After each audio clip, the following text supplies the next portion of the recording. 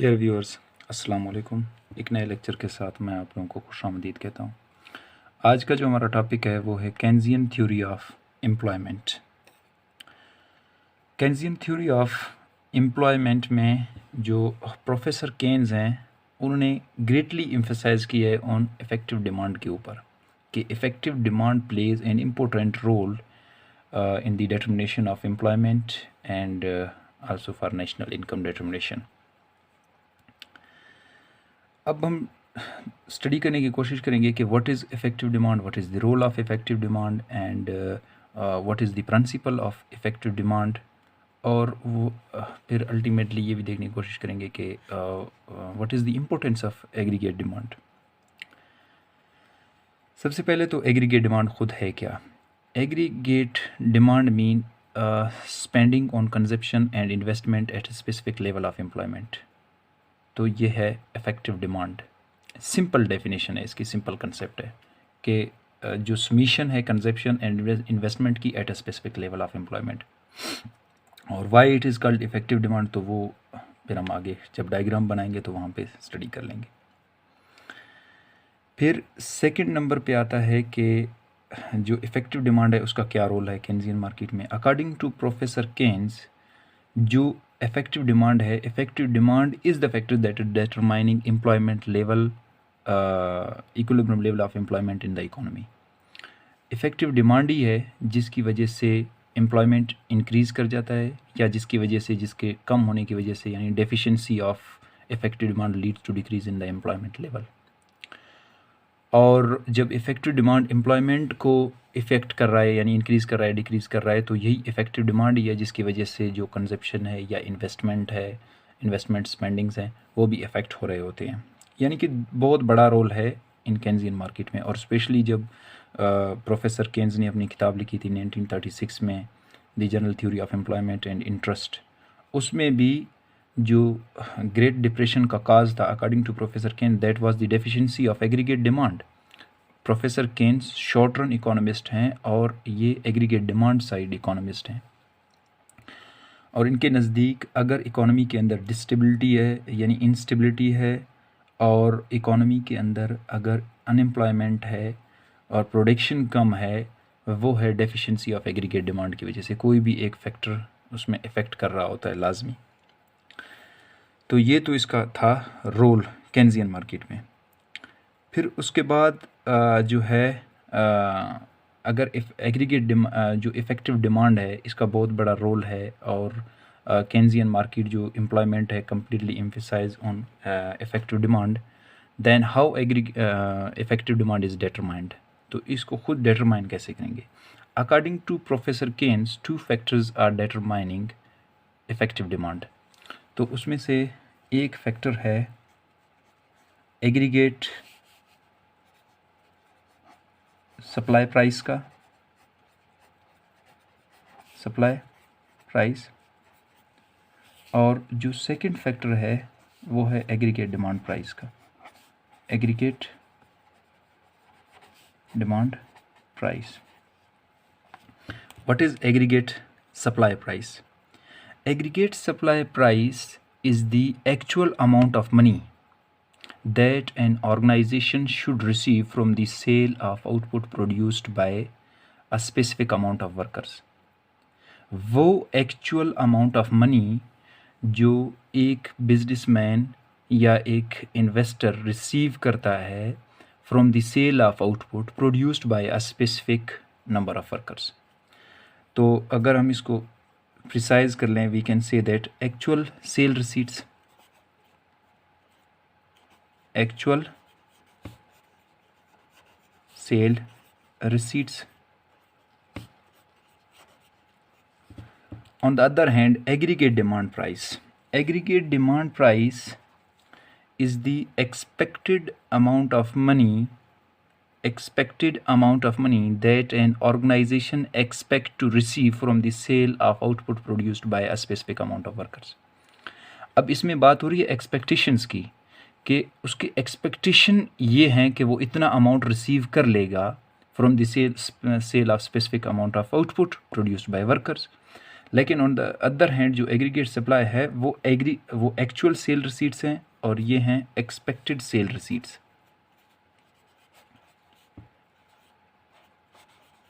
Expected sale receipts, ये दोनों के दरमियान डिफरेंस है और बहुत बड़ा डिफरेंस है। अब इस डिफरेंस की वजह से जो फैक्टर्स डिटरमाइन करते हैं वो फैक्टर्स भी अलग हैं। सबसे पहले बात करते हैं एग्रीगेट सप्लाई प्राइस की। What are the factors that are determining aggregate supply price? Aggregate supply price सबसे पहले डिपेंड करता है या इफ़ेक्ट होता है technical and physical condition of the economy के ऊपर। अगर ये चेंज होगा, जो टेक्निकल और फिज़िकल जो कंडीशन ऑफ द इकोनॉमी है which leads to change in aggregate supply price. अब we know that Keynesian professor Keynes is related to short run, और शॉर्ट रन के अंदर इट इज़ नॉट पॉसिबल कि वो technical और जो physical condition of the economy है वो चेंज हो जाए, क्योंकि वो चेंज हो गया तो ये शॉर्ट रन नहीं रहेगा, लॉन्ग रन बन जाएगा, वो तो सेम रहेंगे। अब जो प्रोडक्शन है that depend upon employment level. अगर टेक्निकल और फिज़िकल कंडीशन सेम है तो एम्प्लॉयमेंट अगर इंक्रीज़ कर जाएंगे तो which lead to increase in the production. अब एम्प्लॉयमेंट और प्रोडक्शन दोनों को इंक्रीज़ करने के लिए एक्सपेंडिचर्स इंक्रीज़ करने होंगे। अब एक्सपेंडिचर जब इंक्रीज़ कर लें तो वो एक्सपेंडिचर प्रोडक्शन को इंक्रीज़ कर जाएंगे, लेकिन उसके लिए 3 पॉसिबिलिटीज़ हैं। प्रोडक्शन या तो with the increasing return increase कर जाएगा, या production with constant return increase कर जाएगा, या production with decreasing return increase कर जाएगा। अब अगर प्रोडक्शन को यानी एक्सपेंडिचर बढ़ाए और प्रोडक्शन इंक्रीज़ कर जाए तो वो प्रोडक्शन इंक्रीज़ कर जाएगा, तो एक तो जो ऑर्गेनाइजेशन है या इन्वेस्टर है उसके अपनी जो एक्चुअल सेल रिसीट्स हैं वो बढ़ जाएंगी।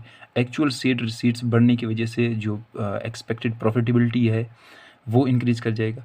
अब प्रॉफिटेबिलिटी जब इंक्रीज़ कर जाएगा वो मज़ीद जो है लेबर हायर करेगा। मज़ीद लेबर हायर करने की वजह से उनको ज़्यादा इनकम प्रोवाइड करेगा। अब जब ज़्यादा इनकम प्रोवाइड करेगा, एक तो मज़ीद उसने लेबर हायर कर लिया और उनको ज़्यादा उसने इनकम हायर करी, क्योंकि उसका एक्चुअल सेल रिसीट्स इंक्रीज़ कर रहा था। Due to this reason we can say that aggregate supply price is positively sloped, क्योंकि एक तो उसने ज़्यादा जो है लेबर हायर कर लिए, उनको इनकम ज़्यादा दे दिया। एक तो जो है नंबर ऑफ़ वर्कर्स इंक्रीज़ कर रहे हैं, ऑन द अदर हैंड जो उनकी सेल रिसीट्स हैं वो इंक्रीज़ कर रहे हैं। दोनों पॉजिटिवली जो है पॉजिटिव फंक्शन है, इस वजह से aggregate supply function is positively sloped. आते हैं डिमांड प्राइस की तरफ। एग्रीगेट डिमांड प्राइस चूँकि एक्सपेक्टेड है, due to this reason it is related to the psychology of the human behaviour. Psychology of consumer भी है, साइकोलॉजी ऑफ प्रोड्यूसर भी है। अगर क्योंकि जो इफ़ेक्टिव डिमांड है वो है ही comprise of consumption investment investors करते हैं, कंजप्शन हाउस होल्ड करते हैं, और फिर जो इन्वेस्टर हैं वो इन्वेस्टमेंट करते हैं, वो एक्सपेक्टेड प्रॉफिटेबिलिटी को देख के इन्वेस्टमेंट कर लेते हैं। अगर एक्सपेक्टेड प्रॉफिटेबिलिटी पॉजिटिव हो तो इन्वेस्टमेंट इंक्रीज़ कर जाते हैं, अगर कम हो तो वो कम कर जाते हैं। अब अगर उनकी आगे एक्सपेक्टेड प्रॉफिटेबिलिटी अगर इंक्रीज़ कर जाए, एक्सपेक्टेड प्रॉफिटेबिलिटी अगर इंक्रीज़ कर जाए तो due to this reason they increase the investment. अब इन्वेस्टमेंट इंक्रीज़ करने के लिए मज़ीद लेबर हायर करने होंगे, तो वो मज़ीद लेबर हायर कर लेंगे, इस वजह से एम्प्लॉयमेंट इंक्रीज़ कर रहा है। ऑन द अदर हैंड उनकी एक्सपेक्टेड सेल रिसीट्स हैं वो इंक्रीज़ कर रहे हैं। Due to this reason we can say that aggregate demand function is also positively sloped. Aggregate supply price positively sloped था, एग्रीगेट डिमांड प्राइस भी positively sloped है, लेकिन इनका रूट चेंज है। ये जो है विद द सेम जो या प्रोपोर्शन कह लें या इनकी जो इंक्रीजिंग केस कह लें वो डिफरेंट है। इंक्रीज़ दोनों कर रहे होते हैं लेकिन विद द डिफरेंट एंगल। अब ये तो हो गया what were the factors that determining aggregate supply price and aggregate demand price. अब आते हैं इम्पोर्टेंस ऑफ इफ़ेक्टिव डिमांड की तरफ। इम्पोर्टेंस ऑफ इफ़ेक्टिव डिमांड बेशक केन्जियन मार्केट में बहुत ज़्यादा इम्पोर्टेंस है एग्रीगेट इफ़ेक्टिव डिमांड का। सबसे पहले तो इफ़ेक्टिव डिमांड का इम्पोर्टेंस यहाँ से नज़र आता है। According to classical school of thought, according to professor Say's, supply creates its own demand. सबसे पहले तो ये इस जो है नज़रिए को गलत करता है, इस थ्योरी को, कि supply do not create it's own demand. और जब सप्लाई अपनी डिमांड क्रिएट खुद नहीं कर सकता, तो इस वजह से ही एग्रीगेट जो इफ़ेक्टिव डिमांड का कंसेप्ट है कि कंजप्शन और इन्वेस्टमेंट ही हैं जो डिमांड साइड को डिटरमाइन कर रहे होते हैं, और यही एम्प्लॉयमेंट को डिटरमाइन करते हैं। तो सप्लाई खुद क्रिएट नहीं करता। फिर दूसरा, इफ़ेक्टिव डिमांड में जो ऑटोमेटिक एडजस्टमेंट केस था, due to automatic adjustment there is always full employment in the economy. इस पॉइंट को जो है लार्जली क्रिटिसाइज़ करता है कि there is not always full employment, और equilibrium level of employment is not necessarily on full employment. ये इस पॉइंट को भी वो करता है। फिर जो थर्ड पॉइंट ये था कि उसमें वो फ्लेक्सिबिलिटी इन वेज रेट था, जबकि इसके नज़दीक इन इफ़ेक्टिव डिमांड में we can see the rigidity in wage rate. तो ये कुछ मेन जो है उसके इम्पोर्टेंस हैं, जो कि केन्जियन मार्केट को जो है अलग रखते हैं क्लासिकल मार्केट से, केन्जियन पॉइंट ऑफ व्यू और क्लासिकल पॉइंट ऑफ व्यू से। तो ये था इसका इम्पोर्टेंस ऑफ इफ़ेक्टिव डिमांड। अब हमने इम्पोर्टेंस ऑफ इफेक्टिव डिमांड भी स्टडी कर लिया, इफेक्टिव डिमांड का रोल भी, इम्पोर्टेंस भी, प्रिंसिपल भी, और फैक्टर्स भी जो डिटरमाइन कर रहे होते हैं। तो अब हम मूव कर लेते हैं इक्विलिब्रियम लेवल ऑफ एम्प्लॉयमेंट की तरफ, कि केन्जियन मार्केट में इक्विलिब्रियम लेवल ऑफ एम्प्लॉयमेंट किस पॉइंट पे डिटरमाइन होगा। तो equilibrium level of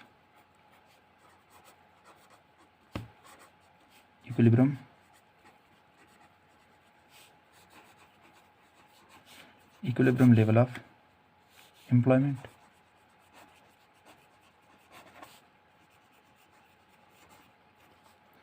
equilibrium level of employment को अगर हम ग्राफिकली शो करें,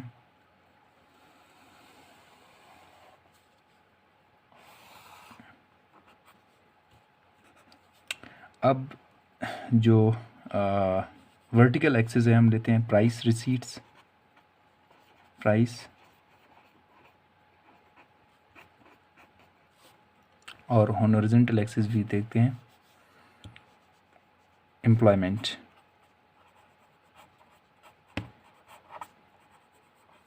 या नंबर ऑफ एम्प्लॉय भी लेते हैं एम्प्लॉयमेंट। और हम स्टडी कर चुके हैं कि aggregate supply price and aggregate demand price दोनों पॉजिटिवली स्लोप्ड हैं, लेकिन इनका रूट डिफरेंट है। ये है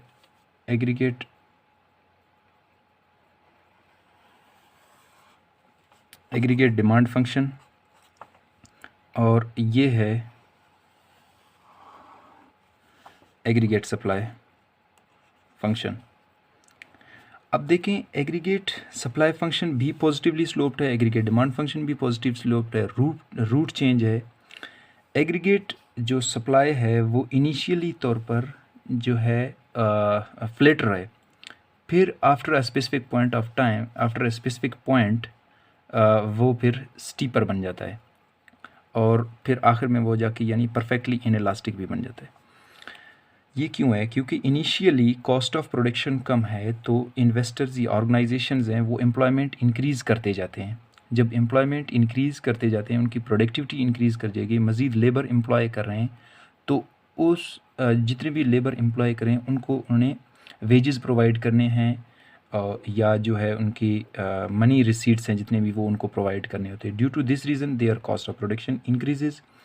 अब जो कॉस्ट ऑफ प्रोडक्शन उनका इंक्रीज़ कर जाएगा, तो फिर उनकी प्राइस रिसीट्स इंक्रीज़ कर जाएंगे, मज़ीद उनकी एम्प्लॉयमेंट इंक्रीज़ नहीं कर जाएगी, क्योंकि एक पॉइंट ऐसा पहुंच जाएगा कि जहां पे इकोनॉमी के अंदर एम्प्लॉयमेंट यानी फुल एम्प्लॉयमेंट हो जाएगी, और कोई भी ऐसा शख्स नहीं रहेगा जो अनएम्प्लॉयड हो। इस वजह से वो परफेक्टली जो है इनइलास्टिक बन जाता है। इस पॉइंट से आगे प्राइस रिसीट्स तो इंक्रीज़ करते जाएंगे, लेकिन मज़ीद एम्प्लॉयमेंट इंक्रीज़ नहीं कर जाएगा। ये इसका जो है एक्सप्लेनेशन है। फिर अगर एग्रीगेट डिमांड फंक्शन की बात करें, तो इनिशियली वो फ्लैट स्टीपर है, फिर वो फ्लैटर बन जाता है एक स्पेसिफिक पॉइंट के बाद, क्योंकि इनिशियली एक्सपेक्टेशंस बहुत ज़्यादा होते हैं, और एक्सपेक्टेशन जब बहुत ज़्यादा हैं, पॉजिटिव हैं, due to this reason employment level भी इंक्रीज़ करता जाता है, मज़ीद लेबर एम्प्लॉय करते जाते हैं। अब एक पॉइंट जब पहुंच जाएगा, उसके बाद वो एक्सपेक्टेशंस वो नहीं रहेंगे, क्योंकि एम्प्लॉयमेंट बहुत ज़्यादा बढ़ गया और उनको जो वेजेस प्रोवाइड करने हैं वो भी बहुत ज़्यादा हो गए। तो अब एक्सपेक्टेशंस वो नहीं रहेंगे कि जो इनिशियली एक्सपेक्टेशंस थे। Due to this reason aggregate demand function या aggregate demand price curve become flatter. तो ये फ्लैटर इस वजह से पहुँच हो जाता है। लेकिन जो इक्विलिब्रियम पॉइंट ऑफ एम्प्लॉयमेंट है that is the intersection point of aggregate supply and aggregate demand function. Aggregate demand price या एग्रीगेट सप्लाई प्राइस जहाँ पे इंटरसेक्ट करते हैं वहाँ पे एक्सपेक्टेड सेल रिसीट्स और एक्चुअल सेल रिसीट्स दोनों बराबर हैं और ये एम्प्लॉयमेंट डिटरमाइन होती है, जो कि अगर इसको हम ज़ाहिर कर लें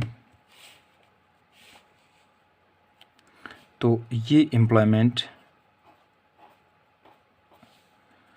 एम्प्लॉयमेंट पॉइंट है और ये जो है सेल रिसीट्स हैं जिसमें या प्राइस रिसीट्स हैं, एक्चुअल हैं और एक्सपेक्टेड दोनों बराबर हैं आपस में। O P and O N का नाम देते हैं।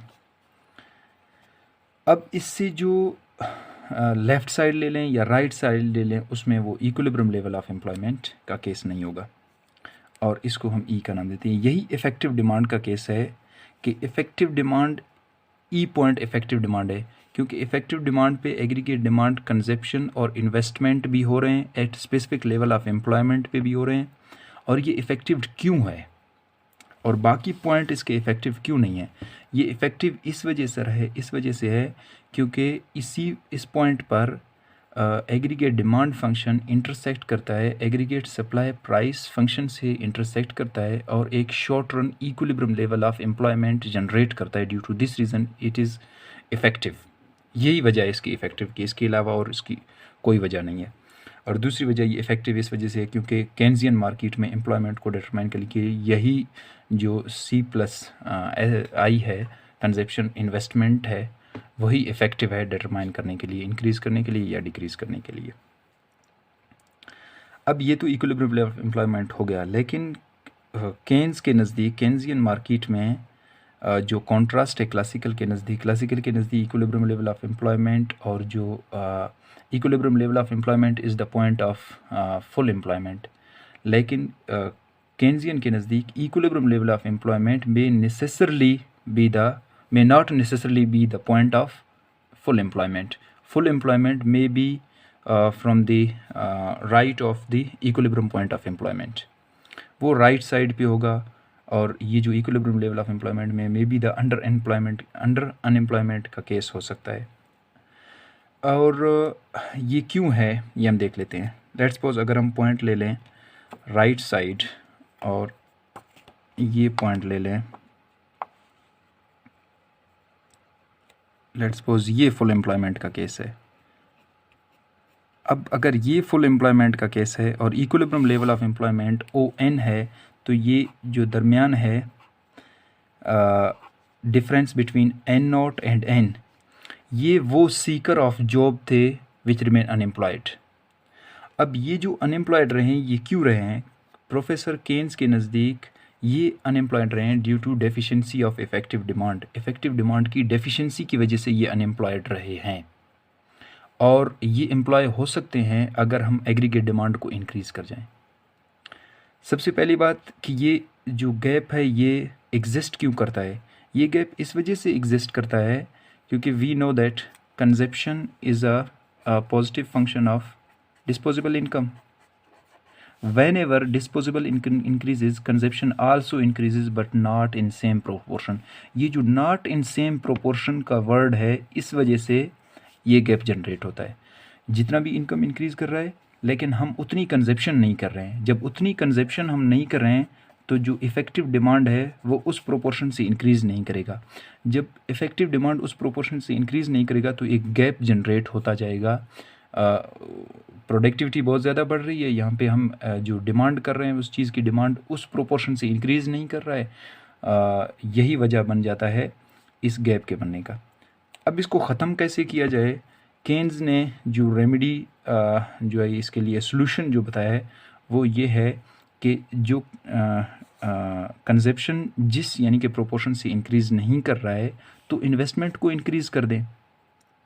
अगर इन्वेस्टमेंट को उसी अमाउंट से इंक्रीज़ कर दें जितनी प्रोपोर्शन से जो है कंजप्शन इंक्रीज़ नहीं कर रहा है, तो उस गैप को फिल करने के लिए हमने कंजप्शन को इंक्रीज़ करना इन्वेस्टमेंट को इंक्रीज़ करना होगा। लेकिन ये भी एक मजबूरी है, बदबख्ती है, क्योंकि इन्वेस्टमेंट डिपेंड करता है एक्सपेक्टेड प्रॉफिटेबिलिटी के ऊपर, और एक्सपेक्टेड प्रॉफिटेबिलिटी इकोनॉमी के अंदर जो बहुत सी चीज़ें हैं उनके ऊपर डिपेंड करता है, जैसे पॉलिटिकल स्टेबिलिटी के ऊपर डिपेंड करता है, और due to fear of war investment decrease कर जाता है, यानी कि प्रॉफिटेबल हालात हो जाएं, पॉलिटिकल स्टेबिलिटी हो जाए, फियर ऑफ वार का कोई केस भी ना हो जाए, और आगे इन्वेस्टर देखे कि जो product the organisation is going to produce, आगे उस चीज़ की वाकई में उतनी डिमांड भी है या नहीं है इकोनॉमी के अंदर। बहुत से फैक्टर्स हैं जो इफ़ेक्ट कर रहे होते हैं। अब अगर वो हालात फेवरेबल न रहें और वो जितना भी यानी कि प्रोडक्ट्स की डिमांड को इंक्रीज़ करते हैं वो न रहें, यानी कि हालात या फैशन या जितनी भी चीज़ें हैं, तो इन्वेस्टमेंट भी कम होता है। एक्सपेक्टेड प्रॉफिटेबिलिटी नेगेटिव है तो इन्वेस्टमेंट भी कम होता है, कंजप्शन ऑलरेडी कम है तो ये गैप बढ़ता रहेगा। जो फुल एम्प्लॉयमेंट का केस है और इक्विलिब्रियम लेवल ऑफ एम्प्लॉयमेंट का केस बढ़ेगा।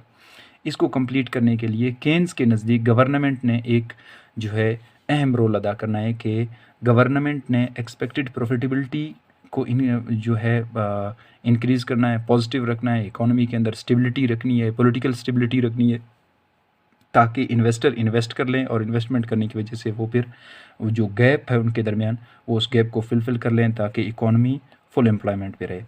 जब इकोनॉमी फुल एम्प्लॉयमेंट पे रहेगा तो यही एग्रीगेट डिमांड कर्व है ये शिफ्ट करता है, और वो जो इक्विलिब्रियम पॉइंट होगा वो इक्विलिब्रियम पॉइंट से गुजर जाएगा। तो ये इस तरीके का केस हो सकता है। फ्री हैंड कर्व है थोड़ा, ये AD' का नाम देता हूँ। अब अगर केन्स ने इसका सलूशन बताया कि अगर इन्वेस्टमेंट इंक्रीज़ कर जाए, फेवरेबल हालात हों, सब कुछ सेट रहे, और जो कंजप्शन ने एक गैप छोड़ा था उस गैप को अगर इन्वेस्टमेंट जो है फिल कर ले और इकोनॉमी फुल एम्प्लॉयमेंट पे रहे, इक्विलिब्रियम लेवल ऑफ एम्प्लॉयमेंट अगर फुल एम्प्लॉयमेंट पे रहे, तो एग्रीगेट डिमांड जो price aggregate demand price curve है वो अपवर्ड शिफ्ट हो जाएगा और उस पॉइंट पे जाके इंटरसेक्ट करेगा जहाँ पे एग्रीगेट प्राइस सप्लाई कर्व है वो जो है परफेक्टली इनइलास्टिक हो जाए। मीन उससे आगे मज़ीद लेबर बचे ही नहीं इकोनॉमी के अंदर जिनको एम्प्लॉय करना हो। लेबर बचे ही नहीं मतलब वो लोग which are able to work and want to work वो न रहें, और जो लेबर फोर्स में नहीं है वो तो अल्टीमेटली रहेंगे इकोनॉमी के अंदर। तो ये वजह है जिसकी वजह से जो प्राइस रिसीट्स हैं वो भी इंक्रीज़ कर जाएंगे इकोनॉमी के अंदर, या जो उनको जो रिवार्ड मिलेगा जो इनकम की सूरत में, मनी की सूरत में, वो भी इंक्रीज़ कर जाएगा इकोनॉमी के अंदर। So this was all about for today. मिलते हैं नेक्स्ट लेक्चर में, तब तक मुझे दीजिए इजाज़त। अल्लाह निगहबान।